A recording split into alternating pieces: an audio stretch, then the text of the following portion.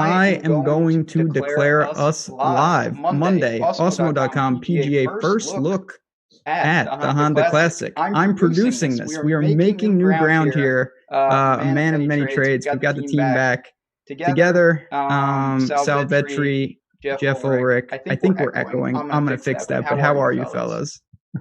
Yeah, doing good, doing well, man. It was exciting 4 rounds that we got out of some top pros, and that's what you ended up seeing the leading board being. So yeah, I enjoyed the weekend of golf, enjoyed the weekend of a lot of things. If you're into NASCAR, that was back, but also we had the XFL, NBA all weekend, so it was fun. Jeff, what did you make of WGC? No, I mean, way more exciting event this year than it was last year. I mean, last year, I complained about on the show last week that DJ runaway victory wasn't very fun. I thought it was going to be a repeat with Rory after round 1, but man, that stopped quickly. Was really looking like it was just going to be like Rory gets to minus 22 and wins by 5 after round 1, but that changed quick. I mean, you had like 5 or 6 guys on Sunday within a shot, all like top 25 players in the world. It was pretty insane. Did you watch most of it on Sunday? You know, I didn't. I only watched actually, I basically started watching right when Patrick Reed went on his birdie run. I actually watched a lot of it on the weekend, but I wasn't able to catch all the final rounds. So, yeah, I mean, it was just back and forth though.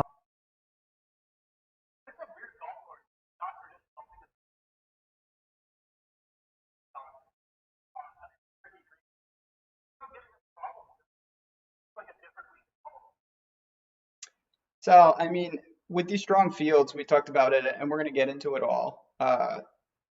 Do you think that transitioning to Honda, we can take a lot from a WGC non-cut, or do you kind of start fresh? So the stuff that I take is I'll look at the weekend play and then just overall like the strokes gained numbers that we'll look at. I'll take those. It's a much more difficult course this week, so it's hard to really correlate it. But yeah, I'll take the play that was happening there. Obviously, a lot of those guys wouldn't have seen the weekend at a full field event. You have guys just like DJ, Webb Simpson not having great starts, so we got to see what they can do on the weekend. I think you can take a good amount from it. Finishing positions is just the one thing outside of like the leaders and the guys in the top 10, top 5 that I'm probably not going to look at too much. You know, it's one of those things that I have trouble when we make a transition from a strong field to a weak field, Jeff. You know, we had so many guys in there. Do you look at Puerto Rico? Because that's what, it was the alt event. We didn't get into it too much on the show last week. But are you going to take a peek at those results and try to correlate that at all, kind of on the other side of the spectrum? Yeah, a little bit. I think the one thing about Puerto Rico is you don't want to get into the trap where, this guy played really good against the weak field, and then his game is back. Like Grillo is probably going to be a great example of that. He's just like it's just such a weak field, and it's quite frankly it's a lot. I know it's got it's coastal and all this stuff, but like Puerto Rico's course is a lot different from PGA National, right? So I think you got to be a little bit careful there. I'd really try to emphasize like the tee to green stats. I definitely stay away from guys who just kind of popped out of nowhere. And Puerto Rico just have one good week. I think we saw it with like Berger last year, where he just had like a really good week in Puerto Rico putting, and then he kind of went back to being crap, although he was injured. But things like that. I wouldn't put too much stock into it.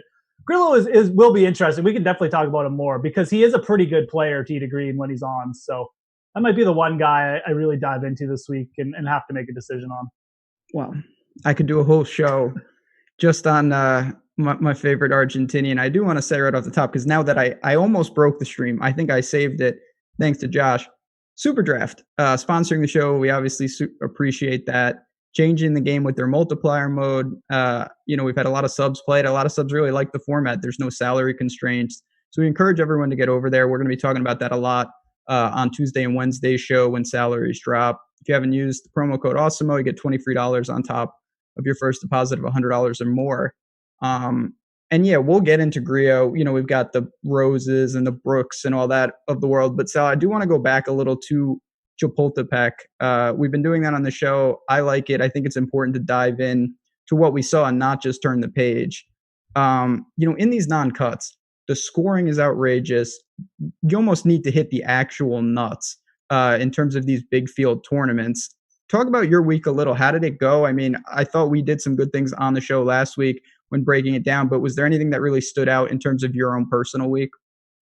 Yeah, the last 4 holes when Patrick Reed ends up going on the heater, end up just tanking a ton of lineups for me. No, yeah, I ended up having outrights on Paul Casey and Bryson, so also ripped up the outright on Bryson there. But I had the most exposure to Rory, but then right after that was Bryson for me. So he didn't drop a ton in fantasy scoring because he ended up piling up a bunch of birdies. So it was pretty similar to what Reed's was, even with the positionality or with the position finishing points, but.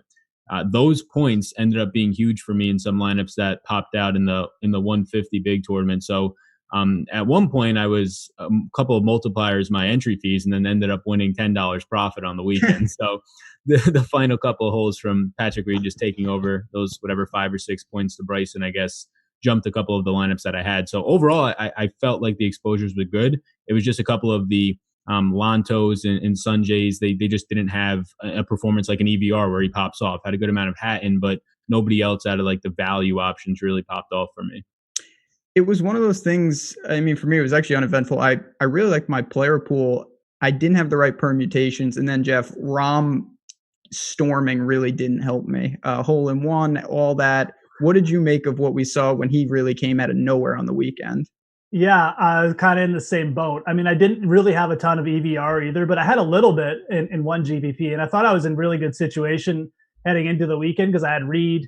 I didn't have much Bryson, but Bryson kind of shot himself out of it on Saturday. But the Rom thing killed me, man. Like, I thought I was so smart after Friday fading Rom, and I was like, this is going to work out great. You know, Reed might win, or maybe Hideki can make a run. And then Rob made a run, and then Bryson got back into it, and I was lucky Reed won because I would have been flamed right out. But Reed winning came through. I was overweight on him. You're so right about the WGC format, and it's fun. It's still a fun format. It's just if you don't have the nuts, like if you don't have the winner and like a guy and a couple guys, and you're not overweight and a couple other guys top 5, you're done. Like it's just impossible to make money. And maybe that makes it a little bit harder than normal weeks. I don't know, but you really needed to have Van Ruin this week. You obviously needed to have Reed. And then you needed to have one like Rahm or DeChambeau. So, I mean, you needed to be on like 3 or 4 players. And it wasn't exactly easy to get to those players because you had Rory playing well and other guys around Bryson. Like you could have easily gone to other players there like Fleetwood. So, who didn't even play that bad, right? But he just got outscored. So no, and that's what it comes down to so much. There's a lineup construction aspect because at one point, you had, when it was so top heavy with Rory and Rahm, like someone like Xander Lombard was becoming pertinent because he was, even in the mid-range, that was the only way you were really building a combo. As it got out, it became clear that EVR was the guy you wanted to pay down for. And just taking a quick look at the winning lineup in the big large field tournament from Bro, sharp player, see him on the boards quite a lot, 200K. He had what you would think. He had Reed and Bryson and Rahm in terms of the big names, and then he had Hatton, EVR, and Answer. When you look at that lineup, it's absurd, Sal. I mean, this is just, you couldn't really factor this in a cut event to think that you would have a board like this. But in WGCs, this is the kind of score you see. 686 taking that tournament down. Yeah, and that's the thing. Like you see sort of a couple of the more premier players in it. And it's just so hard to not. And a lot of my lineups had 2 or 3 guys from the 9K plus range, couple just 10K plus load up on the studs because it's just so hard. Even when you have slow starts for guys like Rahm, even JT to an extent, they have the whole weekend to get right back. And like Rahm goes out and ends up acing, 17, and then you end up in a spot where he's 10 under and right in the mix. So yeah, this lineup ends up having Rahm, Reed, Bryson, and it's just really hard not to. And probably taking a note for some of our other WGCs this year, smaller field, no cut events, is just like we were saying last week, but it seems every single time just load up on 2 to 3 of the studs and end up just hitting one of the guys like EVR and Hatton in this perfect lineup that end up being in the top 10. You know, one of the guys we talked about a lot last week, and I just want to touch on them, and then we'll start. I think price has actually just dropped. Perfect timing for us. But Dustin Johnson, Jeff, he was, I think, the guy we talked about the most on the show last week. Pretty strong takes.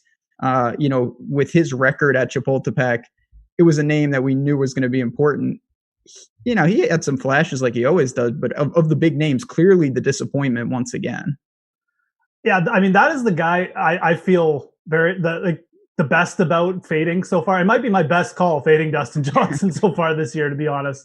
I think both you and I have been right on this one. I mean, him and Brooks, I mean, it's not minor things these guys are coming back from. Like a knee scope for a golfer who relies on so much power is a big deal. And just haven't seen that like Christmas with his short game and wedges and putting yet. So he's shown flashes with his putter, but yeah, definitely. I wasn't really that shocked that he played bad this week. I guess that's the takeaway. So that was probably honestly my best call of the week, having no Dustin Johnson. We'll see. I mean, I think Dustin Johnson will get it back together. I wasn't really expecting him to do it last week, and he didn't. I think once you get in an elite field like that, when he was clearly still struggling a bit at Genesis with tee to green game, I wasn't that shocked to see him struggle. So yeah, definitely a guy you got to keep your eye on. But for right now, I'm just going to keep fading him until he shows me something. Yeah, it's a wait and see mode for me too. And Sal, is there anyone else you really want to talk about from WGC? The Morikawa for me was huge. It was pretty middling. I didn't really have a ton to take away. I thought I got away with it in terms of fading him. But was there anyone else for you that you want to highlight before we turn the page? So I guess DJ just the putter looks absolutely broken. Just this is now 9 out of the past 11. Worst putting performance, lost 6.2. Just strokes overall there since I believe the 2017 Memorial. So it just looks pretty bad at this point. It's hard to trust it. But no, I mean, I think EVR, I think Hatton were the ones that stood out. Hatton now just momentum moving forward. And then another name that stood out for me was just Kevin Na. He's been very spiraling. He ends up getting a T9 here, finishes top 10. He's up and down this year. So somebody that I've just been watching closely, I believe withdrew earlier in the season, impacted me definitely. So somebody that I'll be watching moving forward. Yeah, Kevin Na is I can't even pretend to get him right. I never look out for Kevin Na at the Players, man. That could be interesting. It's so true. That's one thing I want to talk about today is we are going, the golf season, of course, it's long. It feels like it's never ending, but you can break it up into chunks. And the Florida swing is a real thing. I don't want to say that you just start throwing out recent form, but there is no doubt that when the tour stops, in California, that's a swing. And then you have the desert swing and you have other swings. The Florida swing is a real thing. Jeff, do you kind of think maybe this is a time for a hard reset where we get the Bermuda guys back in action? Yeah, I mean, there's definitely certain players I'm looking to sort of take a jump here. No, I mean, again, you shouldn't just throw out all the recent form. I mean, if a guy's playing well, I think the biggest thing is if a guy's playing well, you don't necessarily have to think he's going to start playing poorly, even if he has like bad Bermuda stats or something. We still see players come in here, taking the momentum from the West Coast and building on it.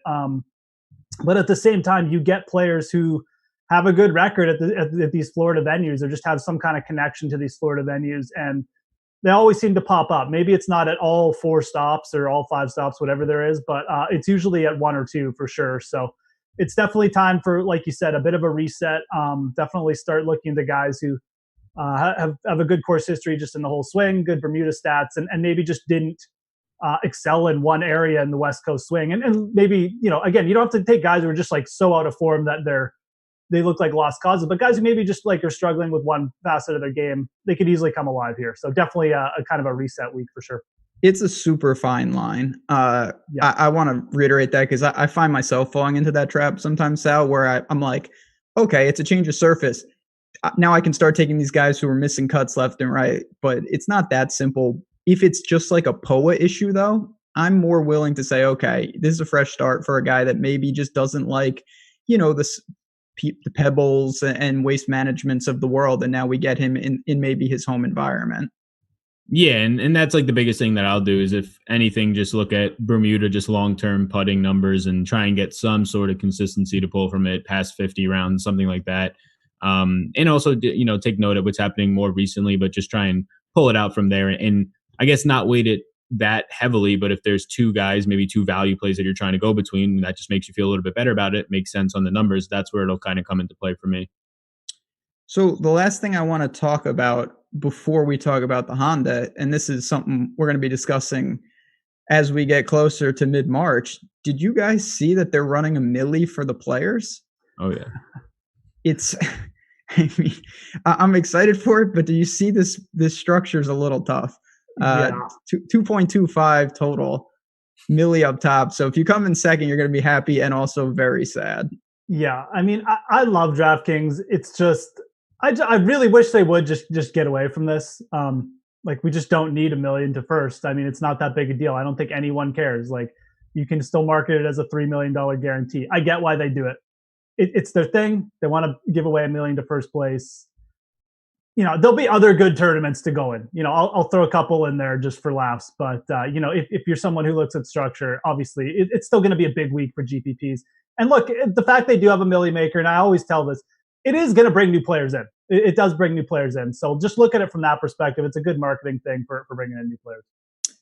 I wish for me, I totally get it. I don't even mind it. I wish they would change it up once in a while. Even like during football, maybe every other week you have a 500 and then you go back to a milli. And especially when you're going to do a smaller guarantee one like this, like I get it. If it was like $5 million guaranteed or even $4, I'd get it. But like is, anyways, it is what it is. I mean, Sal, do you like things like that? I mean, we don't dive too much into lineup construction, tournament selection, but I think it's one of the more underrated aspects of DFS in general. Is that more your speed, or are you kind of more nuanced in attacking better structures, not as top heavy?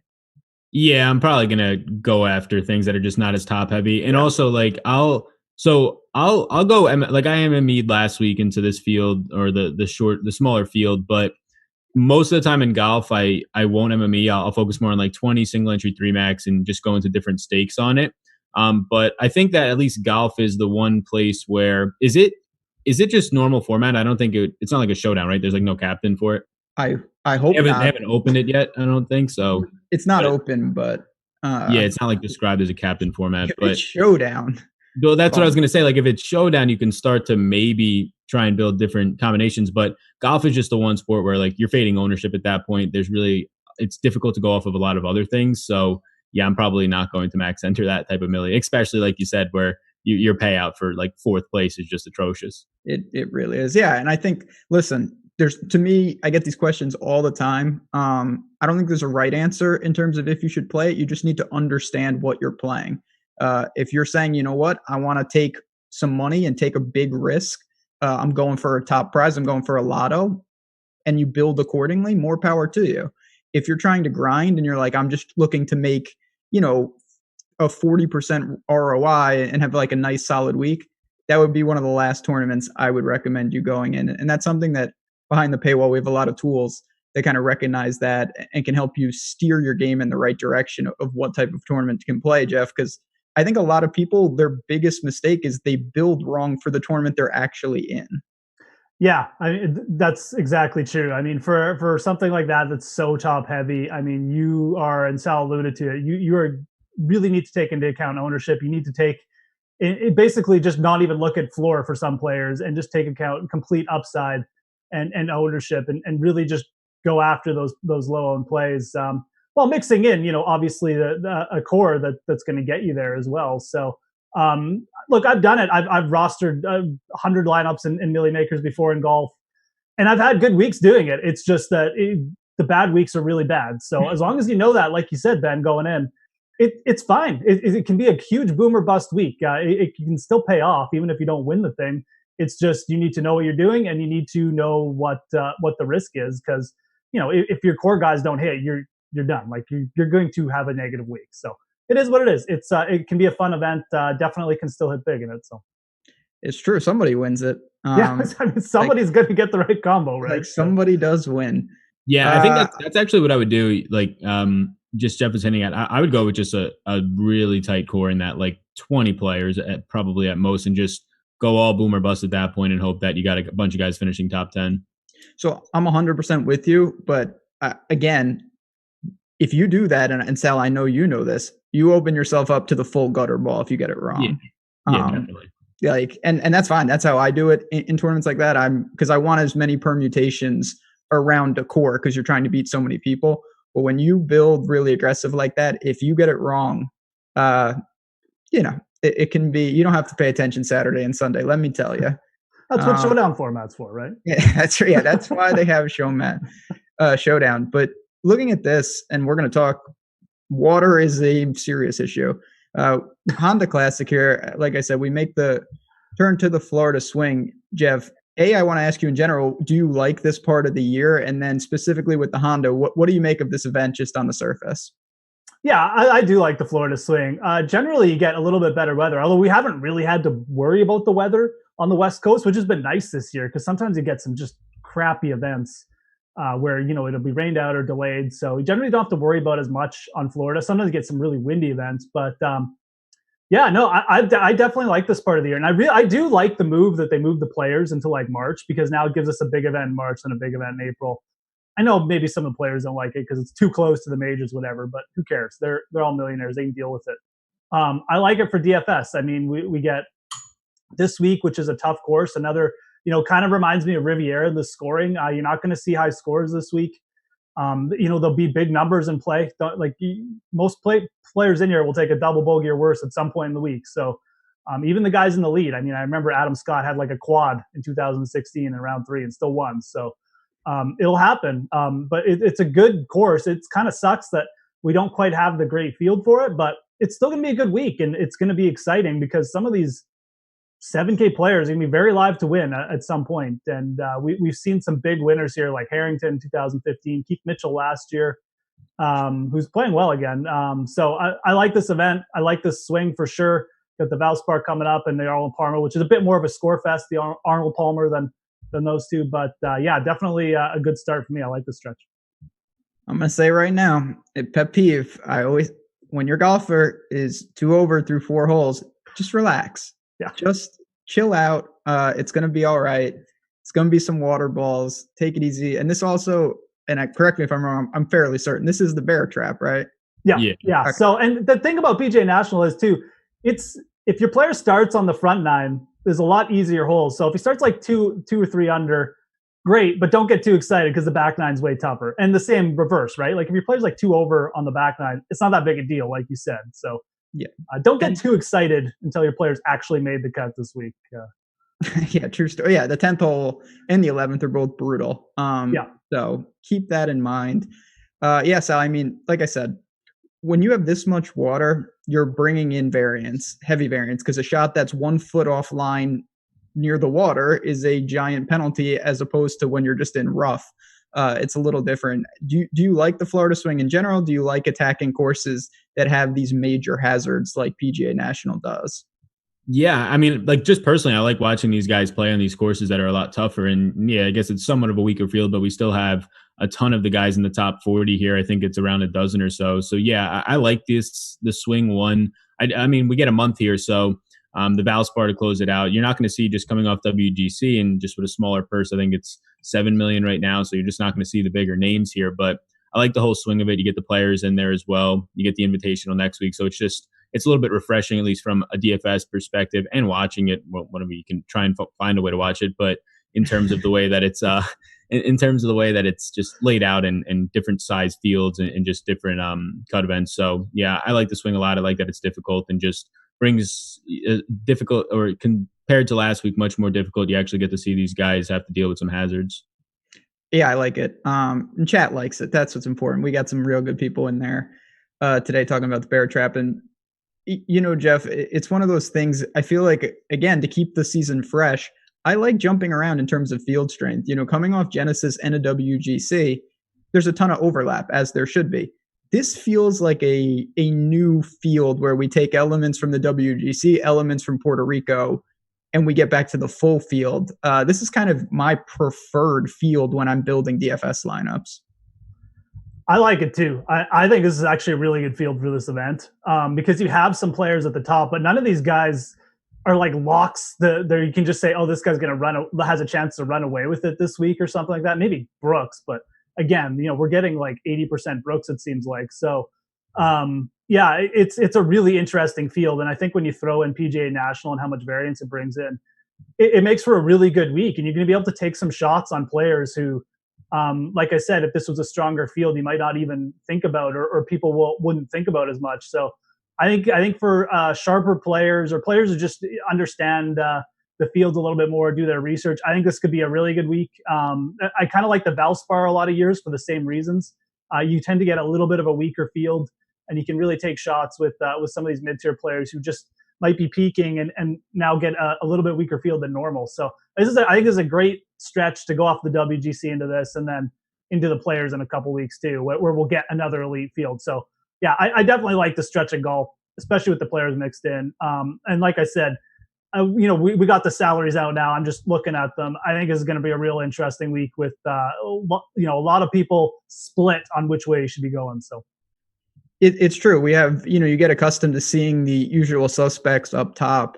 And so we don't have that. We have different guys. I mean, I can't remember Tommy Fleetwood leading off a field. And that's what we have here, 11,600. Then we have Brooks. Ricky's been one of the, and again, maybe I missed another guy, but he's one of the few that hasn't been playing in these big events last couple of weeks. We haven't seen him. He's back at 10,800. Woodland and Rose the next. I know we got the salaries on the show, so I know you haven't dug into this too hard. But what were your first thoughts when you saw this? Yeah, I mean, so if we were going to play the guessing game, I was going to assume that it was either going to be, or at least guess, either Brooks or Ricky up top, and I was probably going to end up just guessing Ricky compared to where Brooks has been playing lately. They priced him in that 9K range a couple weeks back, and just Ricky having a little bit better course history, winning here a couple of years back. So yeah, I'm surprised by Tommy up top. I would imagine that you're just going to get a naturally very balanced approach build. You have Hovland in that 9K range, looking at it really quickly, coming off of a win. I imagine that draws a lot of people's attention, even if he didn't win and just finishes decently in Puerto Rico. So I think it just screams out right away, just very balanced builds approach. It's not just the mega elites of the Rorys and the Rahms and the JTs this week. So I think it's really easy to gravitate towards the 8 and 9K range more so than paying all the way up. It's rare, and I want to be clear. You're always going to see ownership with the top guys, but this is a spot that Tommy Fleetwood, I think, is going to be viewed as perpetually overpriced to an extent. I would have had him third in the pricing if we were playing the guessing game. Jeff, do you feel that way, or do you think maybe that's where he should be at 11.6? Yeah, I feel like if there was one or two other players in here, like around Woodland and Rose, with really good form, you could see Tommy Fleetwood at 6% this week.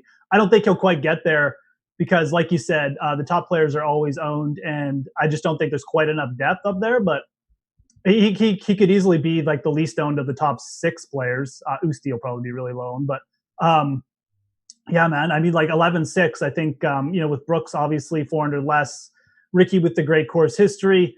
I think people are really going to be on Woodland this week. For better or worse, whatever. I think he just sticks out. Obviously, coming off a consistent week, people like that and a good course history. And then you got Justin Rose, who should be quite heavily owned. People just like Justin Rose when he's kind of in that value range and not overpriced, especially in a weaker field like this. And that makes perfect sense. And then you got Hovland, so who everyone loves now, and Sanjay, who everyone loves. So red hot Billy Ho down there too. So. I mean, Fleetwood still, I don't think he's going to really garner that much ownership. He'll probably still crack 10%, but yeah, it could be a really interesting week to go overweight on him. Yeah, and I mean, I think that says it all. When we're talking about him maybe cracking 10%, that's something you never say with the top owned guy, the top priced guy ever. And of course, Awesome will be dropping ownership projections. We'll take a look at that in the coming days to see what we anticipate there behind the paywall, but man, that's an interesting spot. And then, Sal, do you have thoughts on Ricky? Because like I said, we really haven't seen him not in a while, but not as much as nearly everyone else. And when we did, it's been pretty middling. He missed the cut at Farmers again. Waste Management didn't defend the title by any stretch of the imagination with the 37th. Do you worry about him, or do you think, coming to a course he clearly likes, all systems go? Yeah, I mean, I think I'm a little bit worried from just what we've seen this year. You saw him at just a Tour of Champions in a very small field to start the year. There was encouraging things, just tee to green.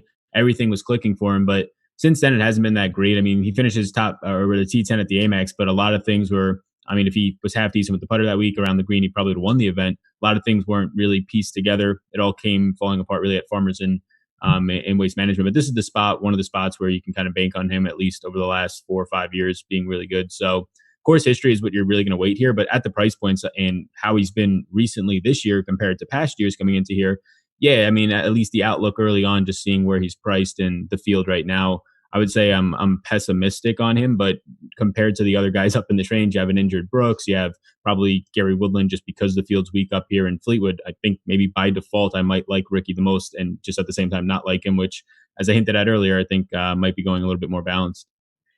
It's that situation. There's Brooks, red flags. Fleetwood, we all talked about, kind of feels overpriced.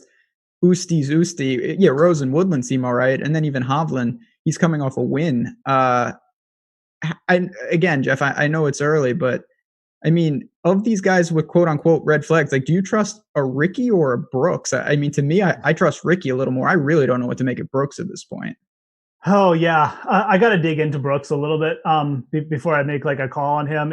I might side with Brooks in this argument this week, to be honest. I do feel like he's at some point going to turn the corner, and we have seen him come off injuries and flip the switch really quickly. Now that hasn't happened yet, but at some point it is going to happen. So this might be the week to jump on him. He has played pretty well at PGA National, obviously almost won here last year, Florida guy. So I do like this venue as a possible, like, where we finally get a glimpse of the real Brooks Koepka. It's not an overtly, he's not the most expensive golfer in this field. So just by definition, you're not overpaying for him, I think. At the same time, like, we have to see if people are really going to be like super bearish on Ricky too. I mean, that could flip my thought process. Ricky has been interesting. I thought he was going to start well. I mean, he started pretty well at the Tournament of Champions, and looked okay in the desert there. And then he kind of went away. There's been talk about him switching a couple things at his stance. I don't think it's that big a deal. I just feel like he's taken a couple weeks off. He is a Florida guy, so we probably just wanted to get prepped up for this run. He is one of those players who tends to come alive in Florida, right? He's won this event, loves the players too. So we're going to have to see. I definitely will not be fading Ricky Fowler completely, I don't think, for my DFS lineups, but I could be more Brooks Koepka. Well, you got Ricky on your PME team, I believe. So yeah, just a terrible pick by me. I mean, I looked at that team this morning. If I just taken Finau or Webb there, it's so much. I would have taken Ricky too. It's early.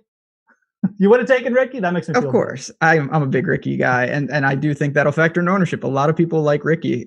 Sal, coming off a week where Patrick Reed won and Bryson came in second, that matters to an extent. But looking at the next batch, we've got Billy Ho, who really finished strong. The Sunjays, EVR got in this tournament with his really good showing in Mexico. Berger, Benyon, Neiman, a lot of the younger guys. A lot of people looking for their first win. Second man in, do you have a preference, or is it going to be try to take two of the big guys and worry about the rest later?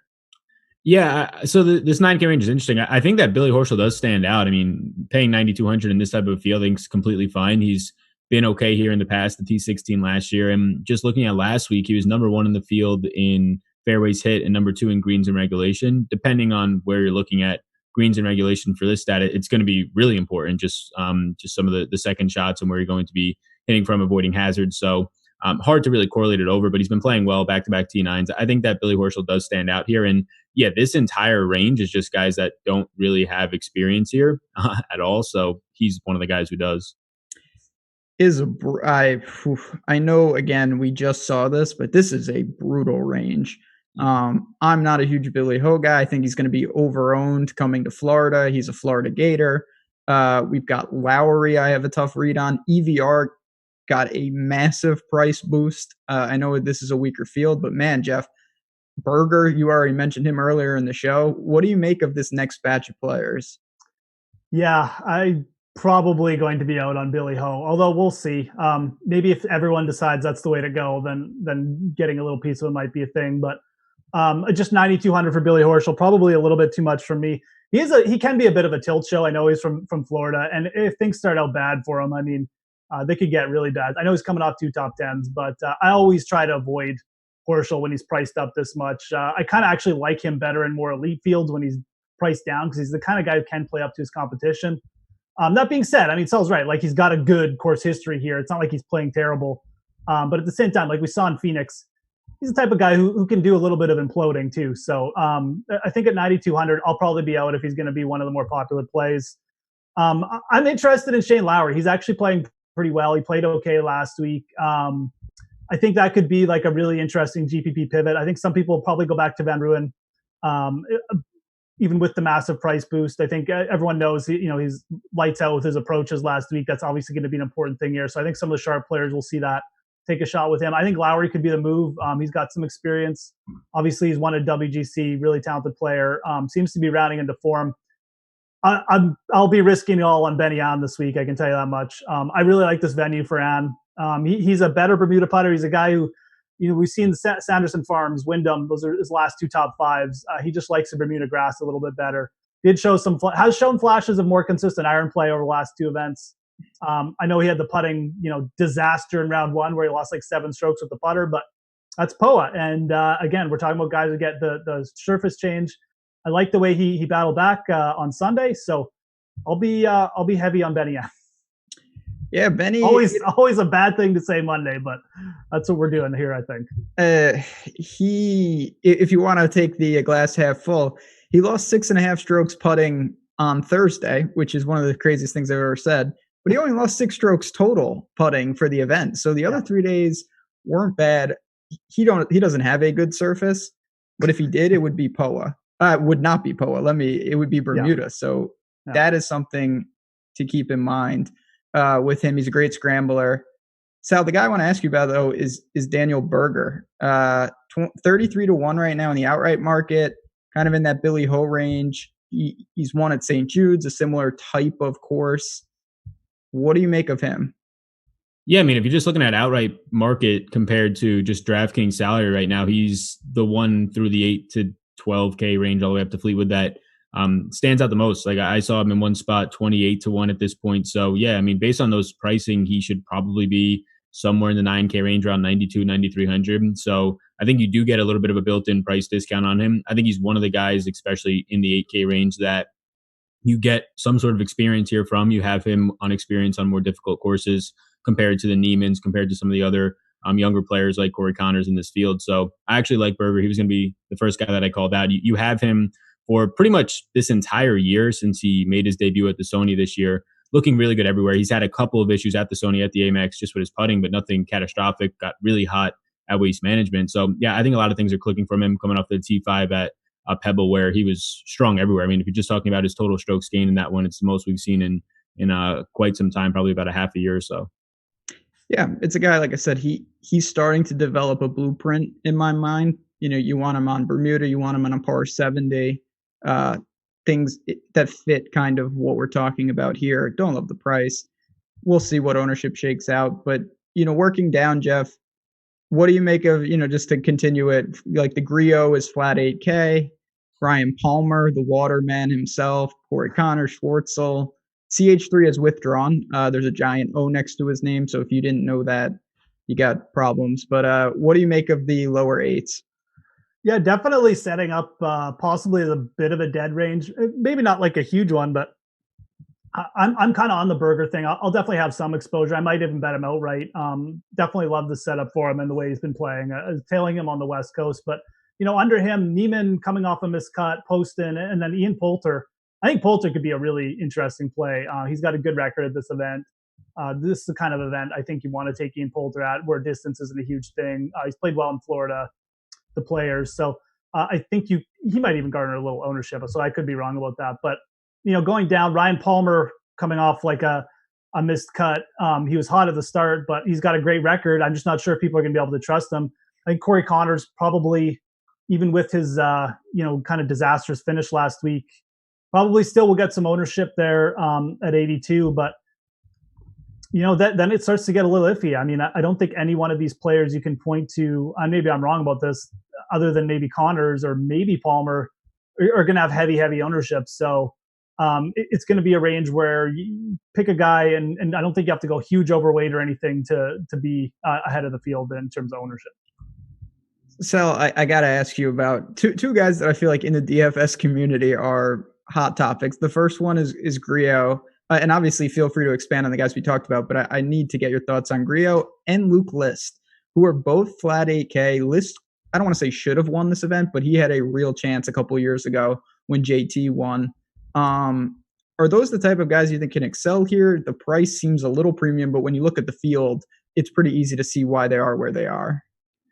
Yeah, I mean, and you actually find, and the thing about Luke List is you actually finally have him playing decently for a little bit of a stretch of time now, at least making 3 straight cuts, a couple of nice finishes, and really clicking everywhere coming off of the Genesis. So I have a little bit of interest in, but I think at that point, there's some guys in the 7K range.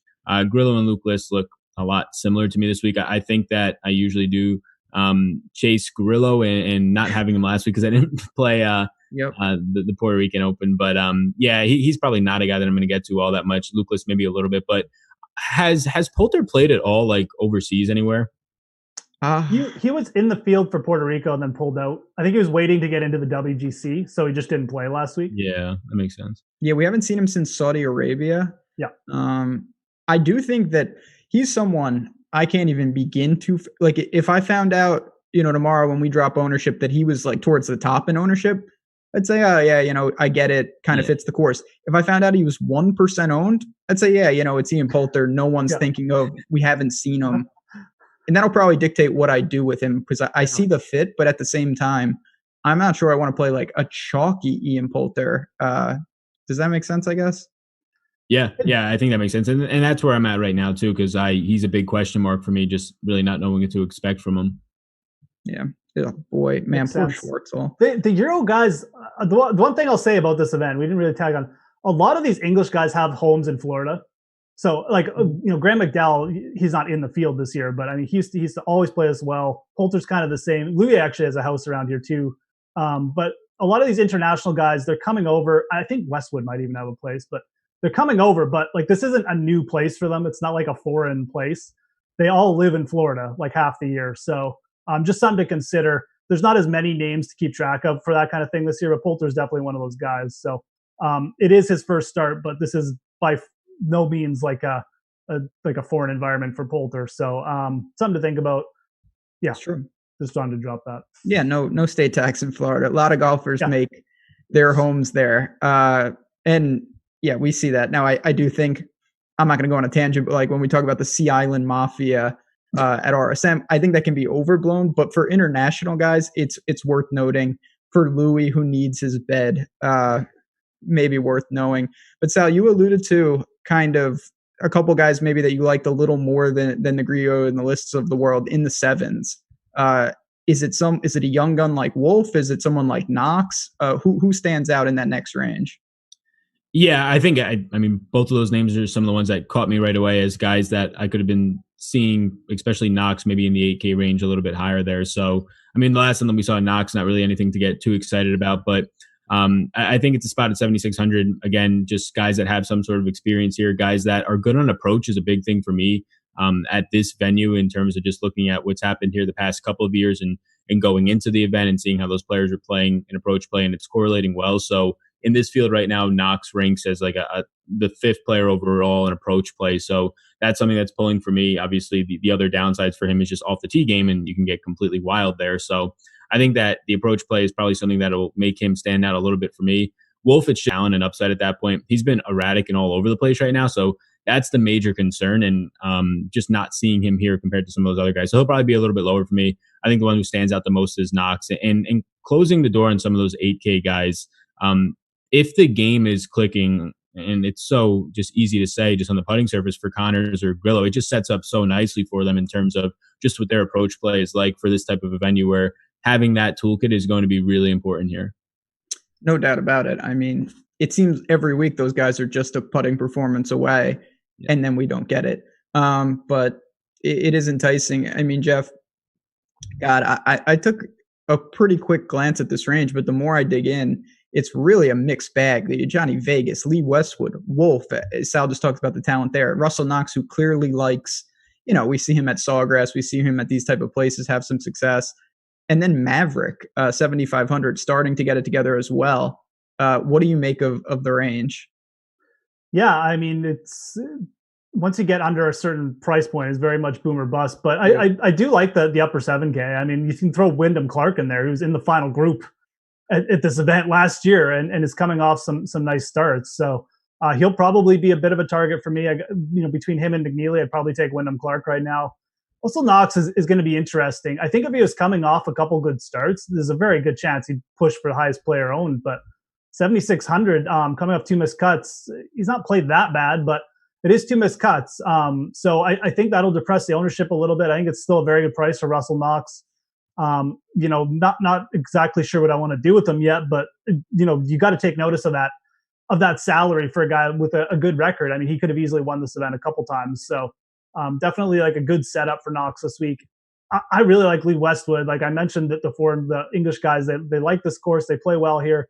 Westwood's playing well. Didn't really pop last week, but he certainly didn't embarrass himself either. So I think I'll definitely have some Westwood exposure.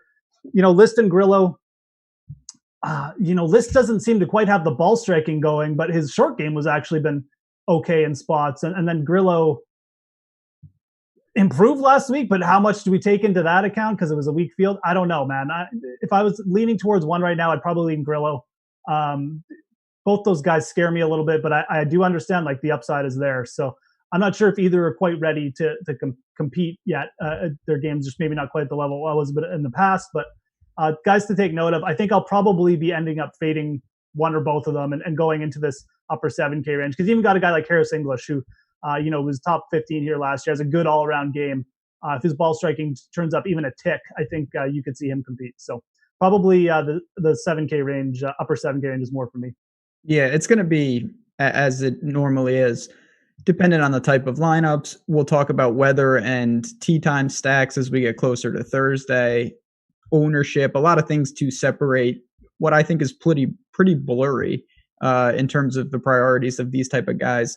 Before we dive to the cheapies, I do want to say we're doing another giveaway over at Awesemo. It has to do with our podcast over on iTunes. So all you got to do, just go like, rate, review, subscribe, give us a good review, obviously, to the show on Awesemo iTunes. And you're entered to win a free month. You just comment on the show with your Awesemo username and you're in the drawing.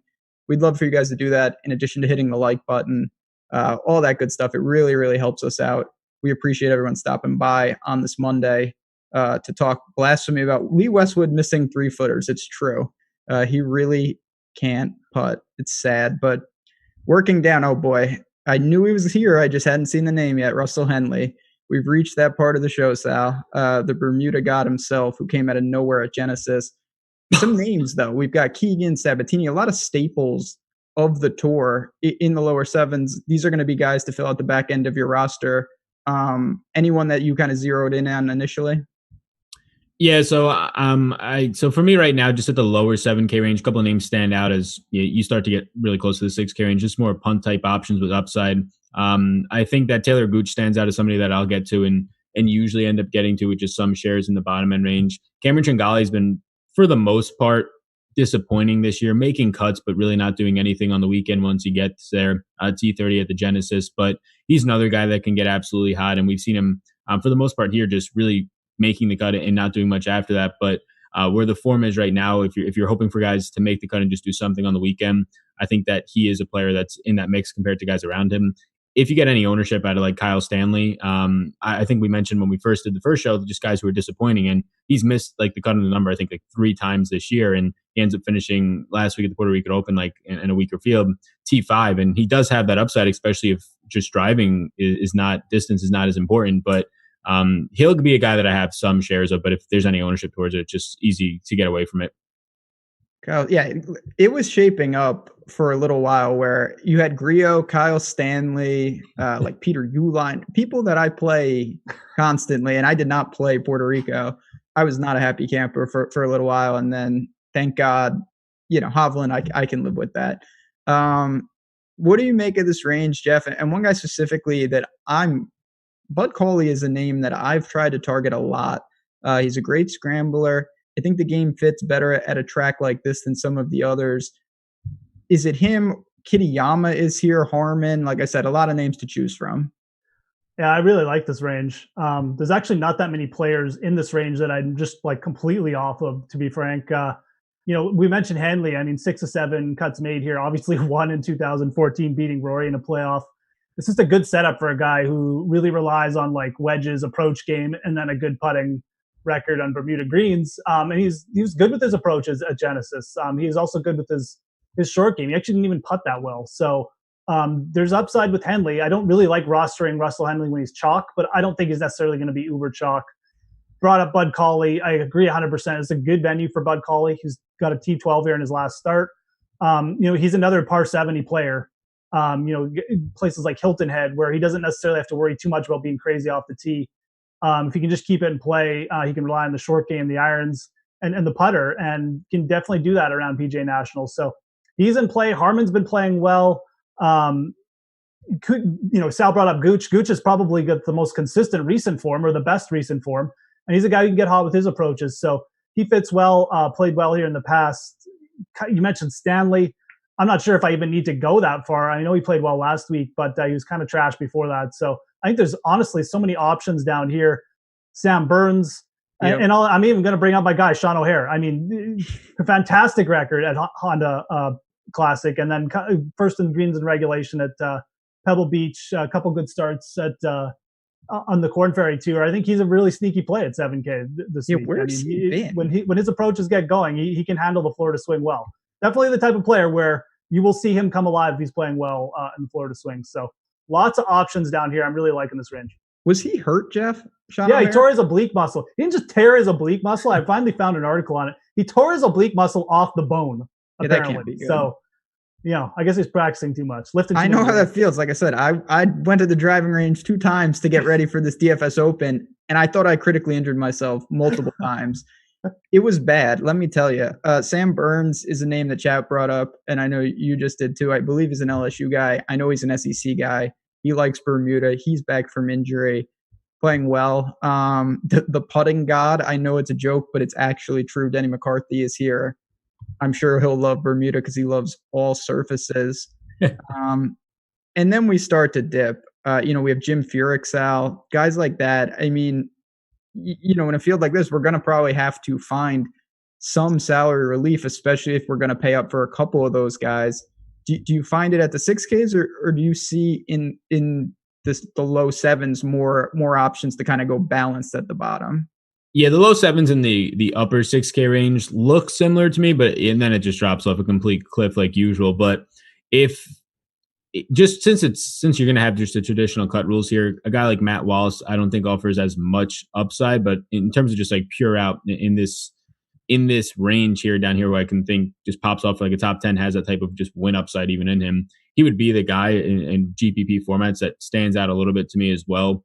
Denny McCarthy, you touched on, just number one literally putter in this field right now, is pretty wild. But yeah, then it just drops off at that point. So a lot of names that we already mentioned stand out. I think Gooch is the guy that I like the most in this range at 72. Anything, Jeff? We got about 5 minutes left here in the 6s. If you're punting, obviously I will always mention Dylan Fratelli as a guy who can get crazy hot. Affy Barnrat is here. But as we work down, I mean, do you have any names that you're thinking, okay, if I pay up, this is maybe where I'll go in the mid 6s? I kind of like, Affy Barnrat is interesting for sure. I think that would probably be the one name I run out. Mark Hubbard, maybe. He won on the Corn Ferry Tour last year in Florida. Didn't play the Pebble Beach well, but he was playing well before that. So I think Mark Hubbard would be a guy I'd look at there. I really kind of like just sticking in the low 7K range. And then if you are going to go in the 6K range, like go uber scrubby. I think you got some guys here who are really viable. I don't think there's that much difference between the low 6 and high 6s. So Cameron Percy, again, this is my first look through it. So yeah, but Cameron Percy, I think Lovemark is playing a bit better. I think he's viable here for sure. Robbie Shelton, maybe not Robbie Shelton, but Mark Anderson actually has been making cuts. He's been playing okay. I'm even going to throw Luke Donald, man, on a course like this. Again, I'm all about the English guys who have played and have experience here. So I like sticking in. I really like that low 7K range first glance, and I don't mind going down for a few scrubs. Although obviously going to want to limit how much you want to do that. But Mark Anderson, 250 to 1 to win it. I don't know who that is. He sounds made up, but he is playing pretty good golf. And I will say, Chad, tomorrow, 2:30 Eastern, me and Fantasy Golf Man Tim Frank will be breaking down the field in full. This is a first look. We just got these prices.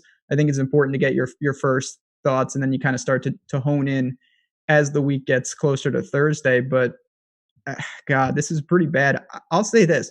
There's just a couple names, Sal, and you're not going to have strong takes, is my guess. But when I scroll down, you see a lot of guys struggling. Then I saw it right in a row. Jimmy Walker, CT Pan, Siwoo Kim. They're all 64-ish. Kind of to me, in terms of if you're looking for a wide open guy to knock on the door, you said this about Matt Wallace. Just the talent to me kind of screams value just on that alone. I know there's a lot of glaring issues though.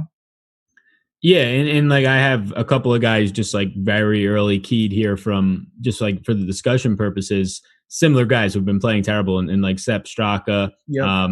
He can hit a ceiling. You saw it at the Amex a little bit with his approach play. And then, yeah, I mean, I have Scott Harrington, just a player that when you're on these shorter courses, maybe more difficult is not the setup for him, but just shorter courses is where he at least has a chance to get to the weekend. So yeah, those types of players stand out. But the guys that I'm saying literally missed the cut the last 3 times, missed the cut the last 4 times. So not anything that's going to, one, pick up ownership, or two, really stand out with that much on it recent play wise. Yeah, listen, this is what we get now that we're back to, we have to adjust. This is more about getting guys through the cut, finding just someone to make the weekend. It's not WGC mindsets where you need, I need 6 guys under 70 bonus. I need as many streaks as I can get. This is a different mentality, Jeff. And I guess for your final thoughts on that, do you try to build differently? I know I do in terms of lineup construction in a full field event in Florida. Yeah, no, for sure. Especially in GPPs, like I'm not as worried about, especially when we're going down in that last range that we were talking about. I'm not as worried about guys who, what their cut equity is or whatever. I just want upside. And like you brought up Siwoo Kim, I'm going to have some Siwoo Kim exposure this week. I don't care if he shoots 80 in the first round. Dude made a cut. That's like all you need to see with Siwoo Kim, that he's consistent enough that he's starting to make cuts again. He could easily pop. I'm not saying it's going to happen, but the dude, he loves Florida. He almost won Hilton Head. This is his kind of course. So he's the perfect example of a player that I'll take shots on. Obviously when you're constructing cash games, I don't think you need to go that extreme, but it is kind of a course where it's like Riviera. You're going to have players who look like really good. They got really good form. Everything looks good, and they're just going to blow up. So you got to really look at upside and things like that this week, not just if the players are making cuts or anything. I think it's one of those weeks where you got to embrace the variance kind of thing. And that's what I like about these events. It can really blow up in your face quick, and you can have a terrible week. And on Sunday, I'll probably be hating this event. But for now, it's at least fun to make lineups. It's true. Yeah, I mean, listen, I don't want to, try to bail out myself preemptively, but in Florida, there's just going to be some weeks where your guys just run bad with water and stuff, and it makes it very tough. You got to do the best you can. It just comes with the territory. Don't panic. Even and if it might also be like you get 3 guys through your cash game lineup and still cash in the 50-50 or something. So it can work both ways, right? It really can. Sal, any final thoughts on the lineup side, or just, anything you want to talk about before we duck on out of here? Yeah, I mean, the more that we went through it, and like at the top of this, just stating like just Tommy Fleetwood might not pick up a lot of ownership, and that range is very sketchy and has red flags. But the more that we went through it, they're just by far like the most stable and secure. I mean, Hovland, Sungjae, Rose in the 9K range, but it drops off a pretty big cliff after that. So I might end up getting to more of the Woodlands and the Fleetwoods than I thought when we just first saw these salaries like 30 minutes ago. And that's why I think it really is important to kind of, take some thoughts, get some initial looks, and then you start to dig in and you smooth it out, put the pieces together, and we're going to help you do that when ownership drops. Projections will be up. Fantasy Golf Man's Molten Lava Mortal Lock takes tomorrow. But like we said, everyone, I really appreciate everyone stopping by. I hope you had fun. I didn't break the stream as far as I can tell. So hit that like button on your way out. We will be back next week with another Florida swing, but good luck, everyone, and we'll see you soon.